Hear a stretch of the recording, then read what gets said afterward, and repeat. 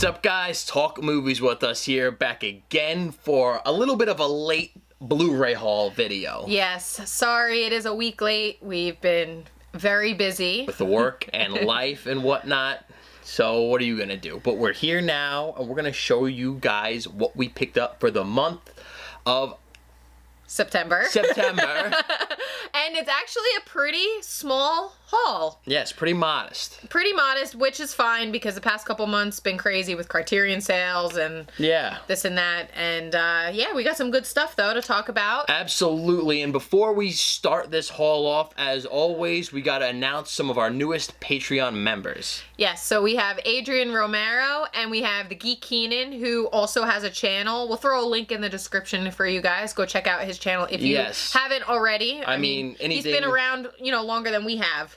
So yeah, anything Star Wars, comic book related, comic book films, go check his channel out for all that because he's pretty big on that stuff. Yeah, so. and he knows what he's talking about. Yeah, he's a nice dude. So he's a good guy. So yeah, go check out the Geek Keenan. And speaking of Patreon and just subscribers in general, we are creeping up on 10,000, which is absolutely insane. It's insane and it's friggin' awesome. 10,000 is a big number. We're definitely going to be having a giveaway for that. We'll have a couple different prizes, and to our Patreon members, we're not really supposed to be doing giveaways on there, but we're going to figure out a way. We got some goodies for you guys as well. Absolutely. And so I'm going to be doing a couple updates because I've been a little bit quiet on there. Sorry. But yeah, so let's get into the haul. You want to start this thing off? Yes, I will start this thing off. And the first thing we have is a DVD.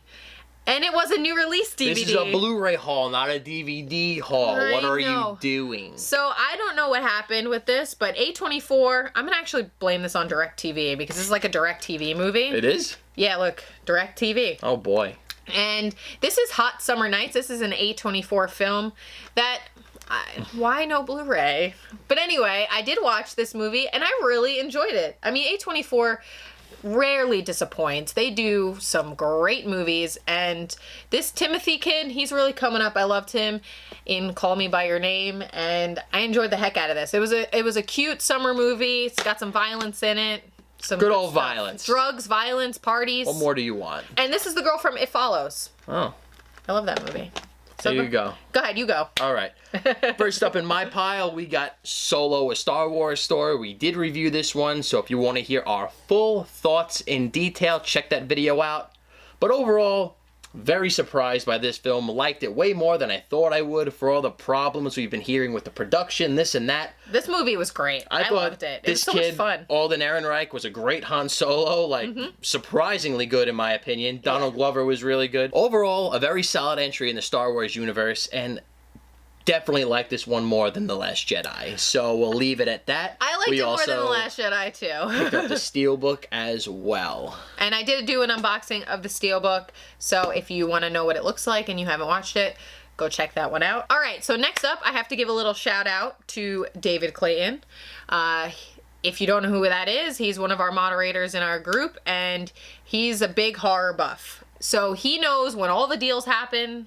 He even knows when it happens in Canada. Yes, he even knows when things are going on overseas. Man. So he sent a link that... Not overseas. Canada's not overseas. It's what not, but no, but he Niagara even knows Falls? like Amazon UK and everything. Yeah, he knows it. He knows it all. He's got Go ahead. Sources everywhere. Yeah. So Yes, Last House on the Left, the original Arrow, popped up on Amazon Canada, and I think it ended up costing me like, I don't know, like $12 US dollars shipped for this beautiful box set. Hold on, I just want to show this off real quick. This is the original. I haven't watched it yet, but it is October, so I'll be watching it. But I mean, Arrow puts out some beautiful sets. I mean, of course, there's like a book, and we got a poster, which I'm not going to open, but I'm excited to check this one out. He just sent us the original Last House on the Left, like the regular Blu-ray. But because this was such a great price, I mean, if you try to buy this now, it's like $30. Could have a nice Last House on the Left double feature. Look at that. Yes. So, Last House on the Left.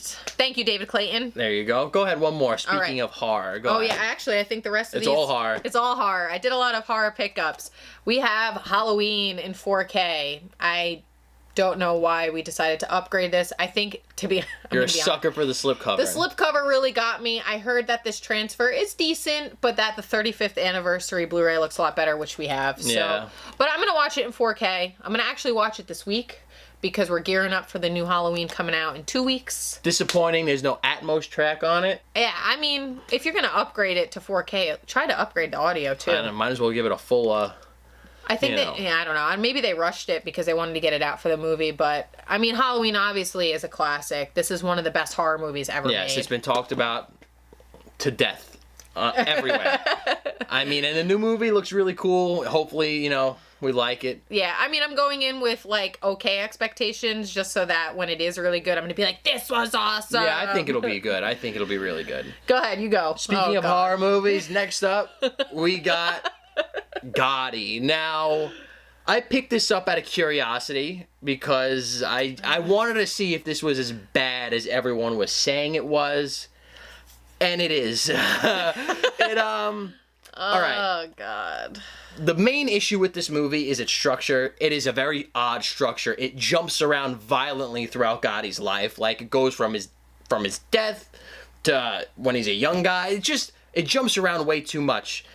It's horribly put together. It feels very cheap. It feels like it had a $12 budget. Like maybe it was like a Lifetime movie or something. something? The worst part about this film, in my opinion, the cheapest thing, is that John Travolta goes to beat the shit out of someone, goes to slap the shit out of somebody. It was like... And it's the cheapest slapping sound effects you've ever heard. It's from a cartoon, psh, psh, psh, psh. It was really bad. I have a question, though. What? How were the wigs? Yeah, he's got a different... Because I said it jumps around from when he's an older guy, from when he's in jail, this and that.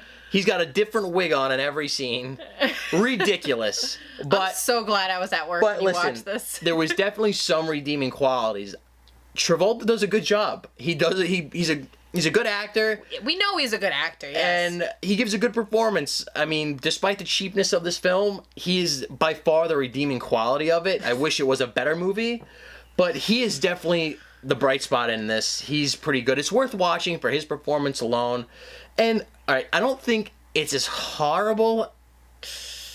It's horribly put together, but I didn't hate myself for watching it, and I strangely don't regret buying it. Because I guess it gives you somewhat of an insight of, the real life, Gotti, we all know.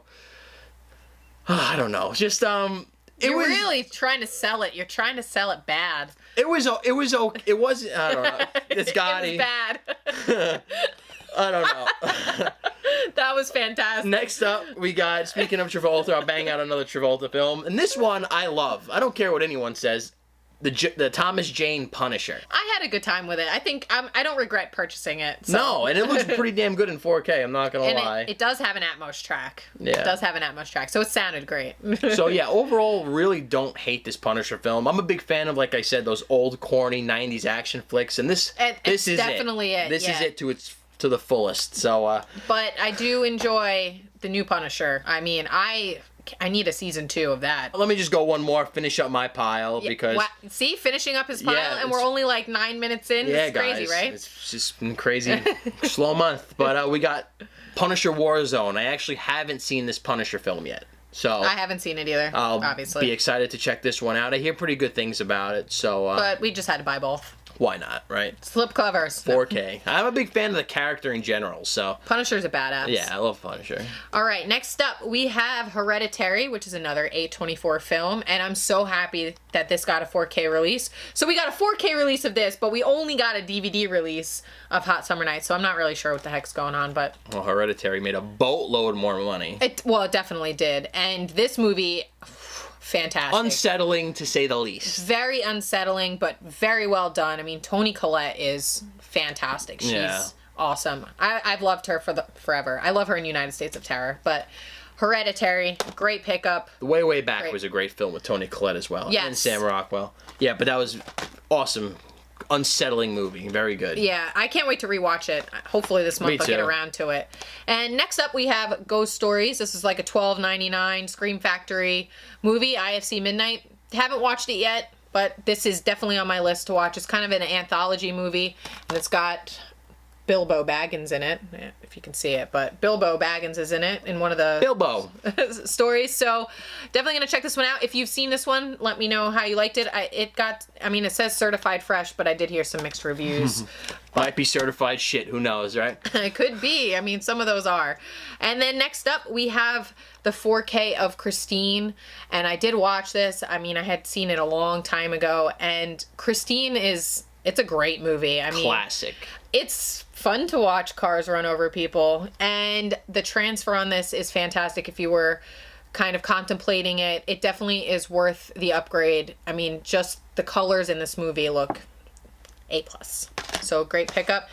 And then we have American Psycho, which is a recent 4K release. And I heard that the transfer on this is way better than the Blu-ray. If any film out there needed a transfer, it was American Psycho. Yeah. The original Blu-ray release was not very good. A lot of those older, like even like with Van Wilder, they have that waxy look to them, whereas this kind of restores its natural film grain. And American Psycho is obviously a classic. Absolutely. Christian Bale is so good in this movie, and I can't wait to rewatch this. Yeah, me sometime too. this month. We gotta rewatch. It's tough, man. It's tough watching movies. You gotta keep up with the new stuff, rewatching the old stuff. We got work. Some of these are definitely worth the rewatch, though. I mean, I'm gonna rewatch this sometime this week, maybe. And plus, we got Yankees playoff baseball on this month, so yeah, that's what I'm doing tonight. Yes, Yankees baseball.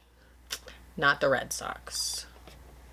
Alright guys, so that was the end of our movie haul. But there's a reason why we laid off on the movies a little bit this month, is because we were trying to save our pennies, save our shekels for Comic-Con, which we did go to on Thursday. We went the one day, because I don't know how people do all four. You're crazy. Yeah, I know. And Thursday was kind of like the more calm day, I guess you can say. Yeah, if you could call that calm. But. And, you know, it was crowded, but, you know, there's way more panels and celebrities over the weekend, which would definitely be cool to experience, but I don't like those big crowds. But I want to give a shout out to our friend Ken. He had the passes because he couldn't go, unfortunately. But fortunate for us, we got to go to Comic-Con, and this was our first experience. Yes. And we did pick up a couple things, and we're definitely, you know, excited to show you guys what we got. Yes, go first. Show off your art. All right, so there's a comic book artist, or an artist in general, named Greg Horn, who you may have heard of, but I didn't really know his name.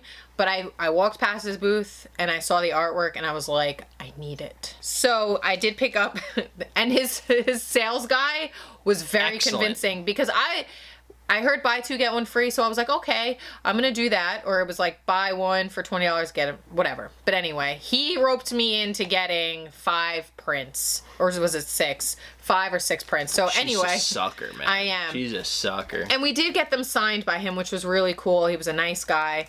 But we picked up, this is actually for my manager at work. He is obsessed with the Flash, but I did pick up the Flash.